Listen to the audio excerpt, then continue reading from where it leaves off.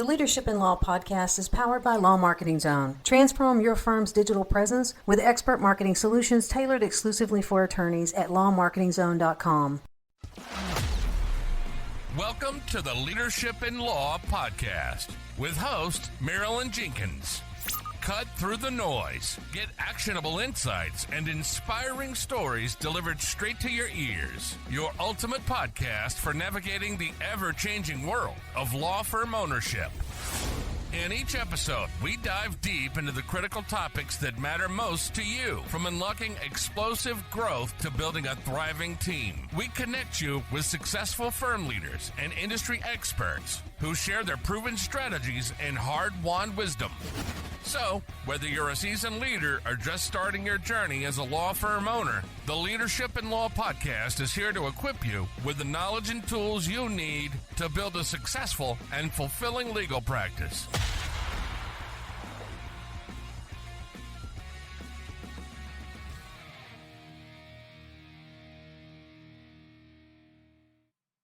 Welcome to another episode of the Leadership in Law podcast. I'm your host, Marilyn Jenkins. Please join me in welcoming my guest, David H. Freeman, to the show today. David is a former New York lawyer and a global authority in lawyer business development.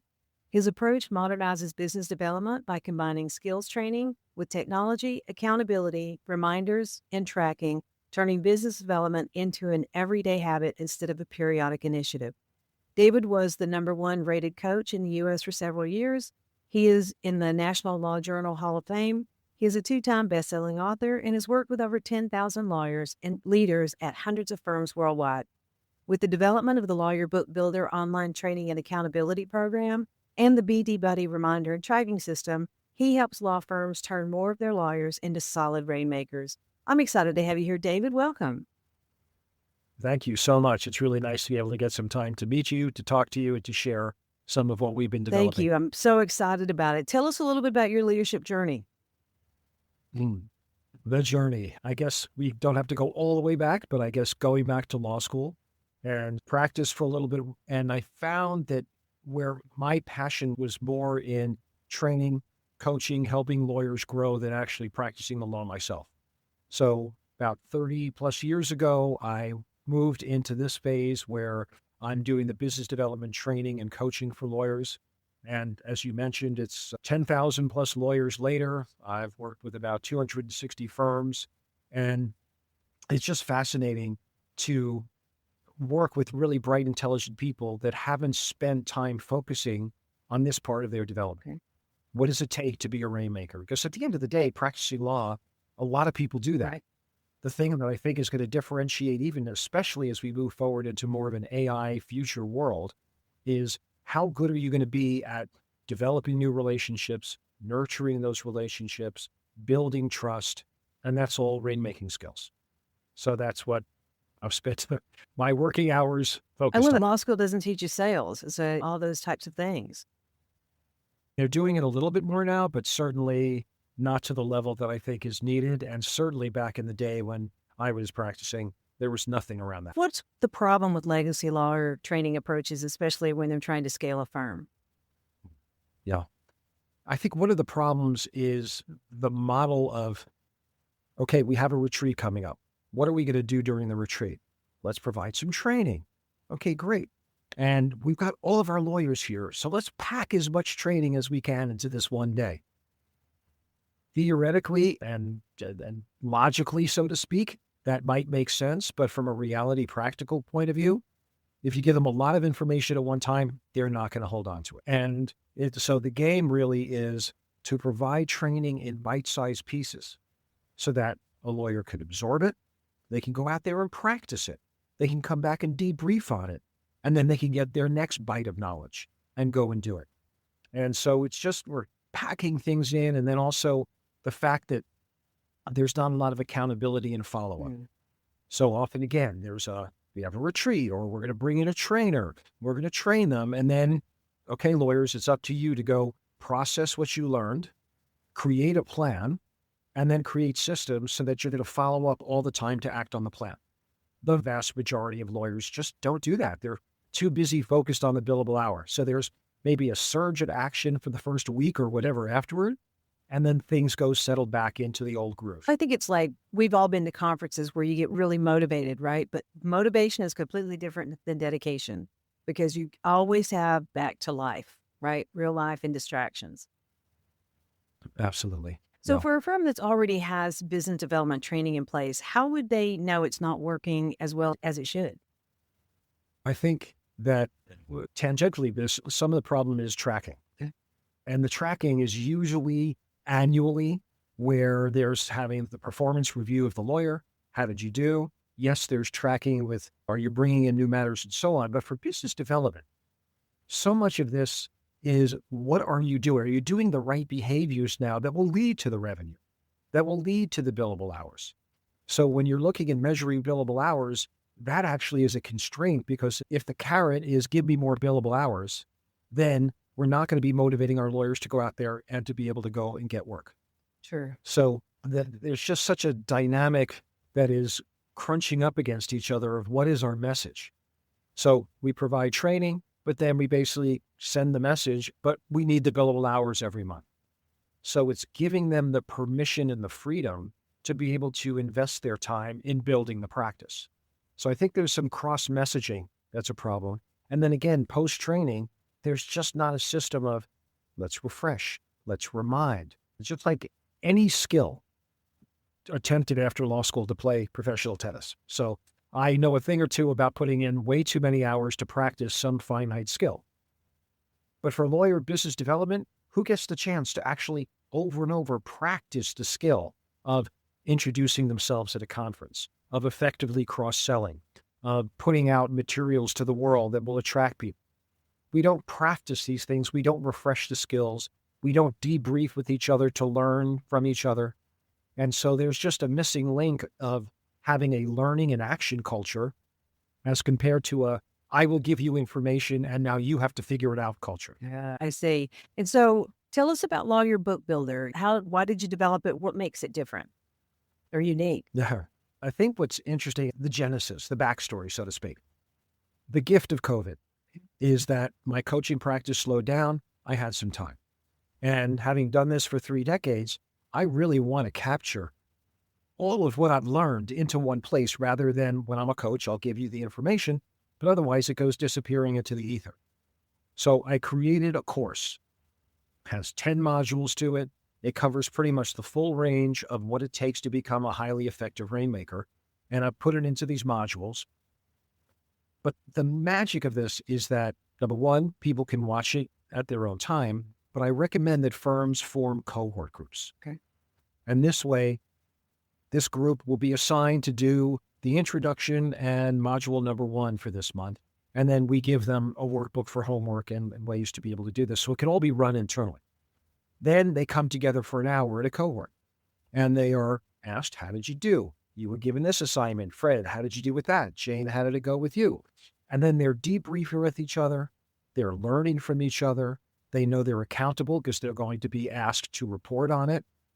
And this dynamic of being able to have groups working together, we're checking many boxes at one time. Number one, we're providing individual skills to individual lawyers.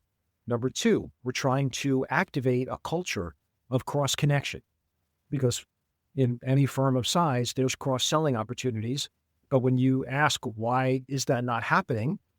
I don't know just yesterday, someone said, our lawyers, they don't trust each other. They don't want to share credit. They don't know what each other does. So this gets that part activated. So building the know and trust factor, learning about each other's practices, having accountability, and then having a system so that it actually can be scalable. One of the things that I like to talk about is the idea of creating a culture of business development. Just about every firm I work with, they would like to have a culture where everybody is doing it. Well, you need to have common language. You need to have ways that everybody can talk to each other and they know what's going on and what's expected.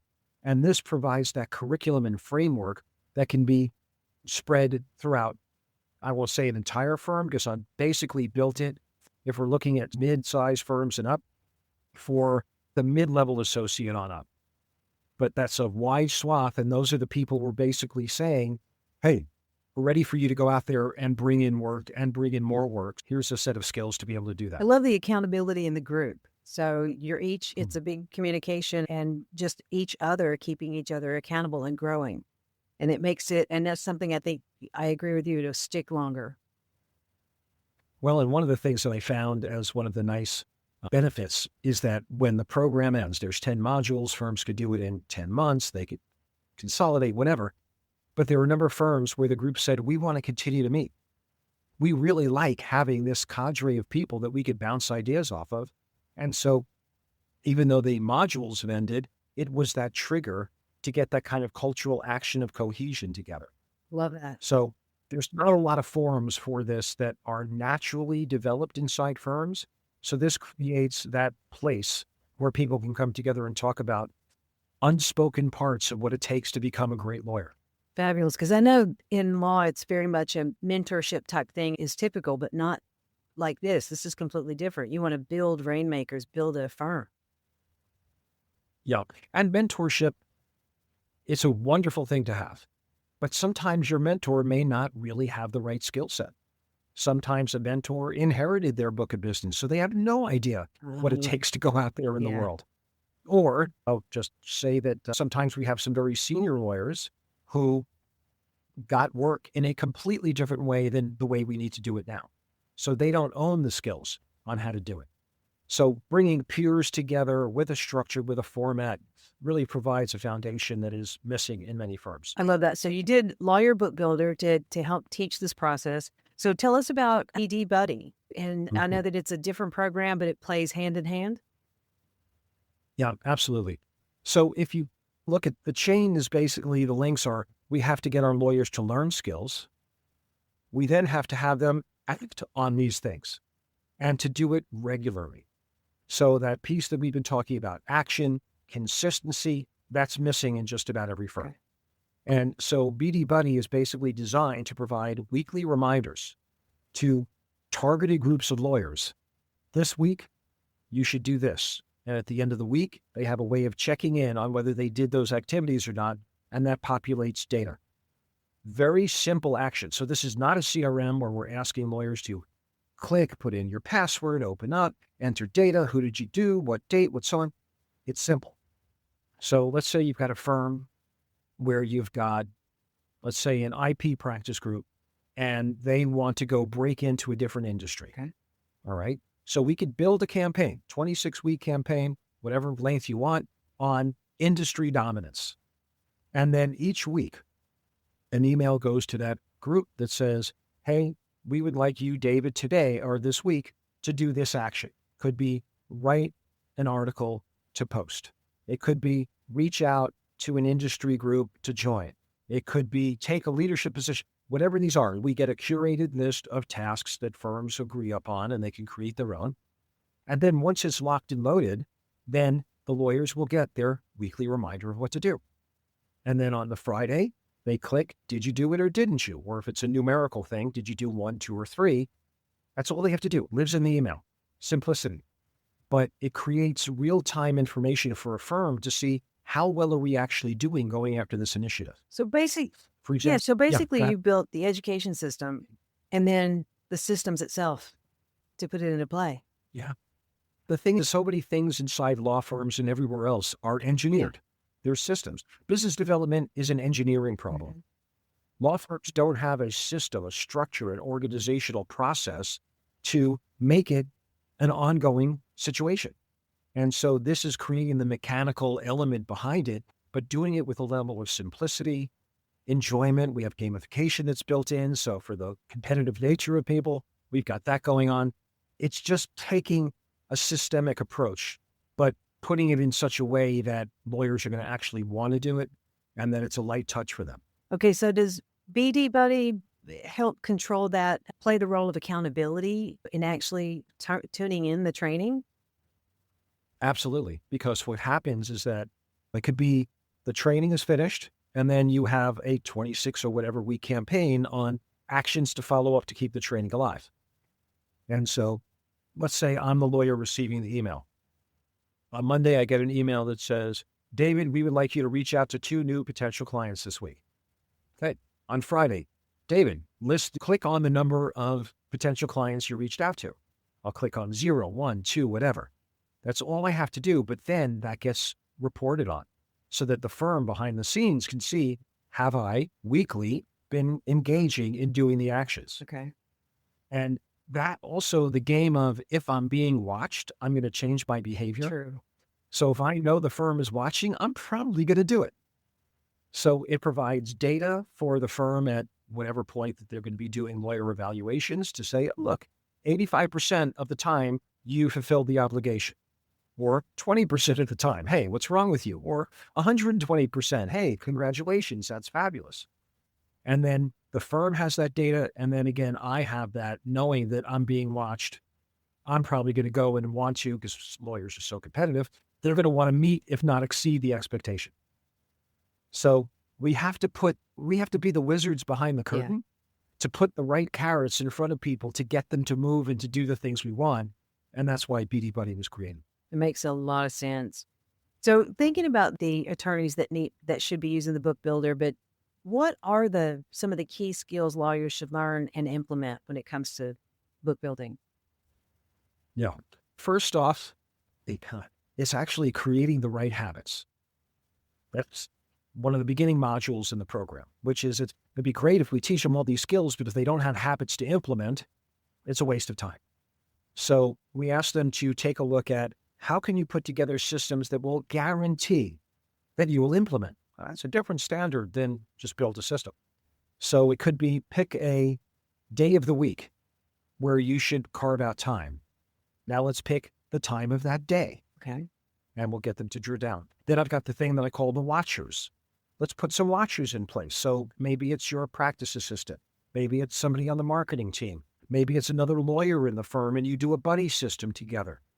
But people generally do better when there's somebody else involved that's watching over them or doing it with them. So it's just laying these things. And I also, from the book Atomic Habits, there's a concept called habit stacking. Right. So if you already have a habit, can you stack a piece of business development on top of that habit? So I always provide as many possible options for people because, they're going to go, no, that's not for me. No, that's not for me. Oh, but that one can work. So building the right habits is critical for anything. Building a strong network.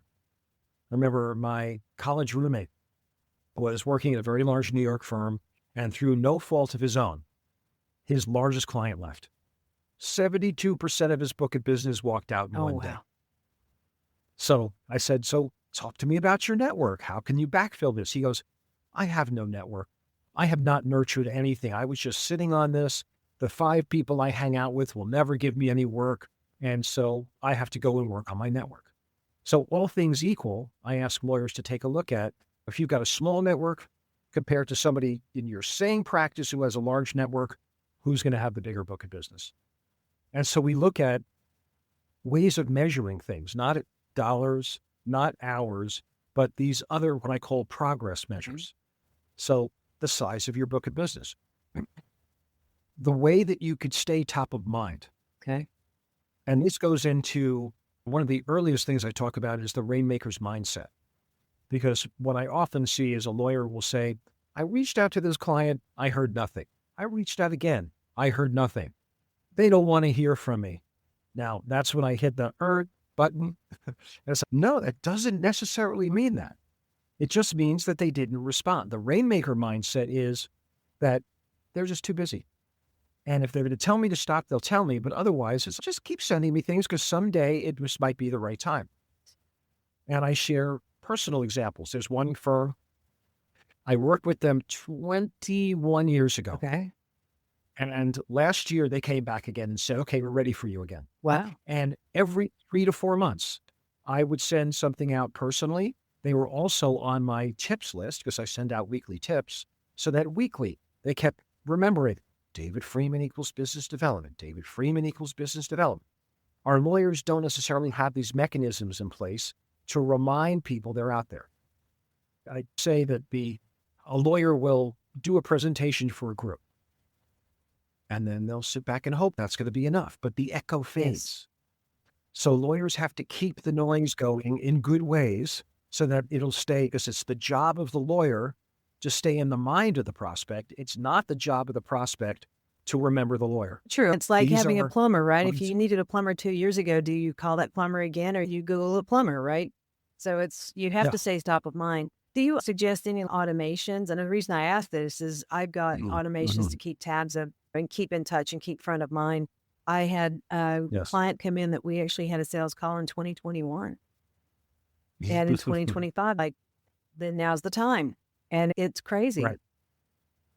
Yeah, personally, and then what I coach lawyers to do is to take your personal lists and then carve them into categories. And then when you have messages like I have my weekly tips, it doesn't go out to all 9,000 people I have in the list, most of them, but some it doesn't apply to. So I can have control over my messages to my different audiences. But I load up these tips, they're loaded up in advance, and then automatically they're going out.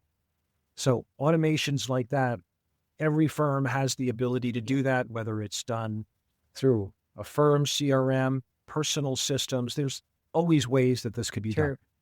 But there's deeper things around that. Make sure your message is valuable, it's useful, it's just not pablum like everybody else is sending out. But going back to the higher level order of question, staying top of mind is critical. So if I'm going to boil it down, it's how can you get known by high value people? And how can you make it so you're never forgotten by those high value people? And then everything underneath that becomes tactics. That makes a lot of sense. We all want our ideal client and we want our ideal client thinking about us, especially when they need us.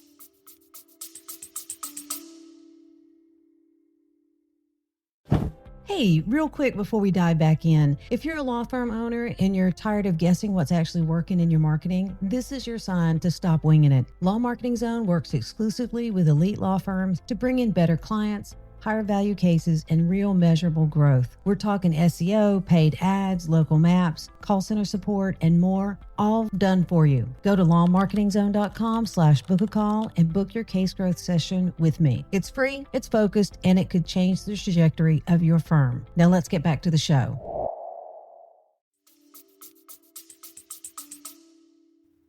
And so it's up to the lawyer to determine what is this audience? Who do I need to be in front of? Then create a plan to be able to be seen by them. I love associations because associations have done all the hard work of collecting people for you. True. And so you can go to the association and say, hey, I would love to offer to do a presentation for your group. A couple of ideas. Another one is I'd be happy to sponsor doing a Q&A with your membership. What a cool move, because then the association will say, sure, who do you want to reach out to?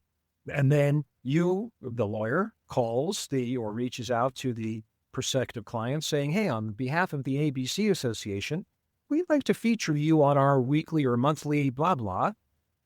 So it gets the lawyer to be seen by the whole association as the host. Targeted reach out to individuals. It's just such a win-win. But this is where the subtlety of the hundreds and hundreds of tactics come in that are in the Book Builder program and so on, because one lawyer might say, wow, that's perfect for me. Another might say, there's no way I could do that. It's the tools to be able to get seen both, I call it on a macro basis. How can you use automation, as you're saying, to hit your full database? But then there's your A list, and it might be 25, 30 people. How can you build a system to be able to remind yourself to reach out to these highly important people because they're the ones that have proven to you or could in the future be tremendous sources of work. And do you encourage trying not to have one client that's more than 10% of your book of business? Is that like a firm by firm basis? Really depends. It's a really interesting problem to have, right? So if you've got a client that's 50%, I wouldn't turn and say, hey, I'm going to cut you down. No. But I would say to my lawyers, let's go find the next one. And let's go try to find the next one. Let's not just sit back here. And of course, that gets to be the classic constraint. Like one guy I talked to yesterday, and he said, I'm basically sleeping 2 hours a night right now. And I find it really hard to say no. And so we have to work through and talk through that. So sometimes there's firm constraints on this. My sort of, maybe it's facetious or not, is go out there and go get work and start bursting at the seams, and then go to leadership and say, look at this, we need more bodies. Because most firms do not want to hire in anticipation of possible work. They don't want the overhead. Right. But once the squeaking of the wheel gets pretty loud, Yeah. then they're going to take the recruiting efforts more seriously and go find Yeah. people. And I think the rule of thumb is when you get to 80% capacity, that gives you 20% to be able to train before you're over capacity. Yep, absolutely. And yeah, you've just got to come up with these different models, whatever works for the firm. Size of the firm makes a difference in this. But yeah, let that be the worst problem you have is that you've got a gigantic client. But again, you don't want to be like my college roommate that for whatever reason, a new GC comes in, says, hey, I just came from another firm. I'm going to give it to my other firm. It could kill a Out of your practice. control. So these Yeah. sound like really amazing programs to get people on track and then growing their business. What are some of the most Yes. common excuses or barriers that attorneys give to not get involved? Yeah. One is I'm too busy. And I am usually, yes, I get that. Congratulations. That's fabulous. But let's talk about your future. What do you want your future practice to look like? And we go through a future exercise, and then we start to dissect the week. Can you find 15 to 20 minutes anywhere in your schedule? Yeah, of course I can find 15 or 20 minutes. Okay, let's start with that. And let's figure out what you're going to fill the 15 or 20 minutes with. So there's some knee-jerk statements that have a lot of validity, but they're not fully true. Yes, I'm very busy, but you're not fully busy. And what you're doing today may not be the thing that fills you up tomorrow. You're always going to have to keep the bucket dripping on the top because there's usually leaks at the bottom. Another one is that a typical one of, oh, the client's too busy to want to hear from me. Yeah, you Well, feel like you're interrupting. you know, I get that. But the reality in the Rainmaker's mindset is, okay, if you have something that's not important to them, yes, they're too busy for it. But if you can come up with something that's really in their core wheelhouse of things that they are busy about, and you could find a way to talk about it, address it, teach, solve, they're going to want to hear from Of you. course. So they're too busy for stupidity, for banal stuff. They're not too busy for value. So that's a bit of a, lawyers have to take some time. I call this the 30-second rule. And in front of that, with your question, I have another phrase where I say lawyers often tie themselves up in knots, N-O-T-S, all the reasons to not do things. So I ask them to be a little self-aware. If you hear that voice going, oh, I can't because, stop. Take 30 seconds and ask a different question. How could I do X? How could I reach out? And that opens up this different door instead of immediately knee-jerking again and just, that's this, therefore no. Right. Don't do that. Rainmakers are always looking for how instead of why not. I love that. That makes a lot of sense. Because I know that when you start noticing within your own day what things you're doing and you realize that those are procrastination, you're not actually doing something that needs to be done right now. You're avoiding something. Yeah. And we don't realize that in a lot of instances. So I love that. Asking yourself, how can I do this as opposed to I can't. So any lawyer listening today that wanted to start building a stronger book of business immediately, what is the one habit that you say they should implement this week? I would say that putting something in your calendar in a place that will not disappear because a client call comes in or whatever, find the least slippage spot on your calendar and try to schedule at least 30 minutes, if not an hour, dedicate it to client development activities. That in itself, because most lawyers, like a fellow I was coaching this morning, he said, I have a ton of ideas. I know what I should be doing, but I don't have a system set up where I'm actually acting on it. Most lawyers I talk to, they've got some ideas of things they should do. So if you could, A, take it and carve out space so that the phone's not going to ring, you turn off your email, and then number two, take an idea and try to break it into the smallest possible steps. Step one, step two, because some things feel really big. True. I should create a podcast that I want to get 50,000 listeners. You got to start with what's the idea? And then who's the market? And as simple as it sounds, carving out that time. The other thing, if I'd have a second one, is sweep through your contact list and put it into some kind of an organized system so that people do not slip off your calendar. Yeah. I've got this sort of Excel spreadsheet I created and I lovingly call it the memory matrix. Okay. Because here's a common example. I'm a tax lawyer and a piece of news comes in and I go, oh, that would be great. Let me send that out to friends, maybe a CPA, and Fred's on my mind because I talked to Fred yesterday. Maybe I know 50 CPAs, but Fred's the one who just happened to come to mind. If I already have that list, if it's electronic and automated, and I could put it in, send it to all of them. But lawyers generally drop the ball because most leads are forgotten. They don't have a system for keeping all their important people in front of them or have them clustered and connected into a database. So for the 9,000 emails I have, if I walk down the street and walk past, let's say it's 9,000, if I walk past 8,800 of them, 89, I wouldn't even know who they were. Yeah. But these are people who came on a podcast, they were in a seminar, whatever. I collected these names over time. So collecting names and doing something with those names, 30-second rule, figure out how, those two things I think would be creating magic, because most lawyers have, depending on the size of your practice, but millions and millions of dollars of potential revenue that exist in their orbit, but they're just not grabbing those things to bring them in to be able to do something with them. I agree. Pause for a second, please. That's okay.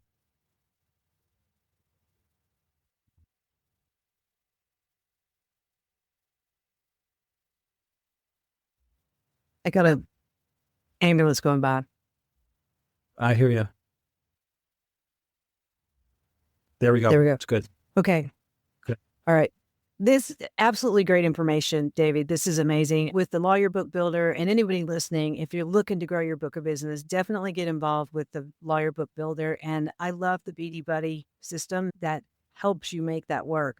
We all want a bigger business. Yep. We all want more revenue. And if we can help more people get there, that's an amazing way to do it. David, I know our listeners may want to connect with you and reach out to you. Where would be the best place to do that?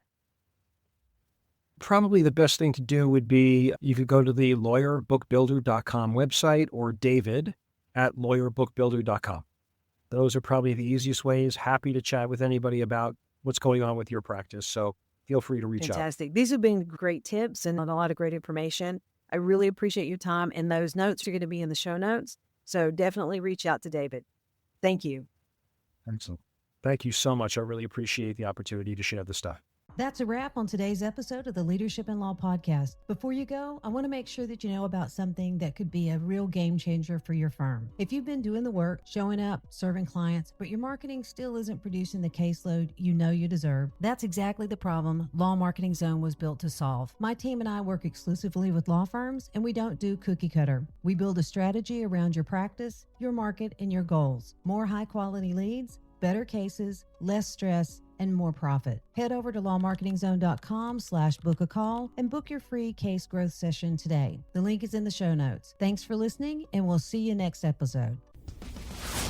Thanks for joining us on another episode of the Leadership in Law podcast. Remember, you're not alone on this journey. There's a whole community of law firm owners out there facing similar challenges and striving for the same success. Head over to our website at lawmarketingzone.com. From there, connect with other listeners, access valuable resources, and stay up to date on the latest episodes. Don't forget to subscribe and leave us a review on your favorite podcast platform. Until next time, keep leading with vision and keep growing your firm.